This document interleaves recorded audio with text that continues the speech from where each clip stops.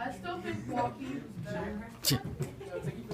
Okay, so I want to take you through the steps. Now, in just a minute, I'm going to have you walk through these steps and complete this process. Again, this is a procedural day where we want to get through this. We can set up our other 3 accounts and then go ahead and really start to roll from there. The first thing you're going to do is go to sign in. Now, listen to this. I don't care if you have an account. I want you to set one up for school. So if it says someone else's name here, if it says something else here, you need to go down to Manage Accounts. And we're just going to remove it by clicking and going Done. Now, the second thing I want to point out, see where it says Stay Signed In? If you're on your home computer and you trust your brothers, you know everyone else, that's fine. You're on a public computer. If you're doing this in the library, whether it's Champaign County or here in the junior high, or in these computers where there's 7 other students using these computers every day, do not stay signed in. Okay? You always want to take that off. So, deselect that, take that check mark off, and then we're going to go down here to create an account. Now, I know some people did this during lunch rotation, but here's what you're going to do. Your first name, last name. Now, please, this is the point of, I want to make sure you see, where it says your username. Here's what I want. I want your first name, period, last name, Urbana, and then it's going to put at gmail.com. You don't have to do that. First name, period, last name, Urbana, and then that's it. Then it's going to put at gmail.com.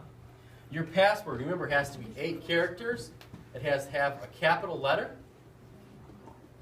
and it has to have a number.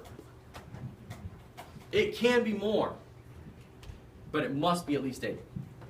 So then we're going to have to do that again. Your birthday, if you don't want to share that much information, as long as you're 13, I would put January 1st. Just because it's easy to remember.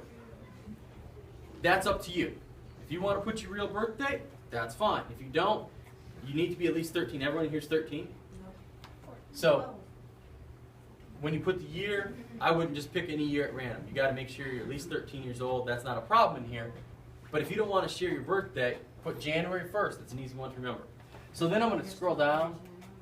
Here's the next step. Mobile phone. Some of you have cell phones. You'll have to go get them. What they're going to do is they're going to send you a text with a number. 42-5179. Something like that. Okay? And you got to put that number in on the next page. And here's the reason why. Otherwise, you get people who can write programs pretty well that will just create account after account after account. Remember I told you I get spammed? Well, that's how people create spam. They create an email address, one right after another. They actually don't do it. They have computers do it, and then they say, hey, send out this, send out this, send out this. And then Google starts to realize, hey, that's a spammer account. They delete it. Well, now they got another one. They just, so it just keeps going. That's why spam is such a big problem. They said there's 5 billion messages every single day. That's nothing but spam. And that's the downside of technology. So if you have another, now listen to this one. If you have another email address that you use, because Yahoo, back in the spring, June, what they did is they said, hey, if you haven't checked your account, you haven't logged in the past year, we're deleting that account. So don't put your Yahoo email address as another one here if you don't check it. If you check it, that's fine. Or if you check your MSN Live. But here's the reason that they do this. If you forget your email, your password, you can say, send it to my other account. And we had people do this. And so they put in their Yahoo account, and then, sure enough, they forget their email or their password when they're trying to get into their Google. So they say, send it to my Yahoo. They send it to their Yahoo, and then they go to Yahoo, and then, oh, I don't remember my Yahoo password either. Well, if you don't use it, don't fill it up here, okay? If you use it, if you have another email address, fill it in. If not, leave it blank. Really quickly, if you type this, you may not have to do the cell phone. You might still have to, okay? I'm going to ask that if there's a couple of you who do have cell phones, help out the people who don't. So maybe some people didn't bring it to school today, or they don't have one, or they're grounded, or whatever. It's not going to tie their account forever to your cell phone. So if you don't mind, let someone else use it. I'd let you use mine, but you only get 5. You can only do this 5 times with your cell phone, and I've used my Fine Up. I think it resets every 6 months, but mine's been used. I tried to use it this morning.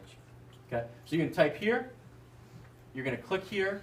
Basically, the terms of service. Let me kind of go over this.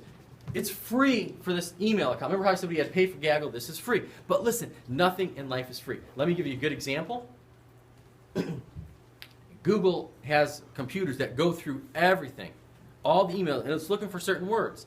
So all of a sudden it looks through mine, it starts realizing there's a lot of terms that say baseball, baseball, baseball. I coach baseball with Coach Battle. Now, what I'll notice is ads that start showing up different places are baseball related. Because the computer knows, hey, send this person baseball. Now, someone like my wife who does hair, it might start sending her stuff. Hey, here's a new hair product. Here's a new hairbrush. Here's new scissors. Because it starts to pick up keywords. Maybe you're into basketball, or maybe you're into cooking, or whatever. It's going to start to see those emails. So that's in their terms of service. And the other big thing is, don't use it maliciously. Don't use it to spam other people. Don't use it to create havoc, or they'll delete your account and possible prosecution if it's something major.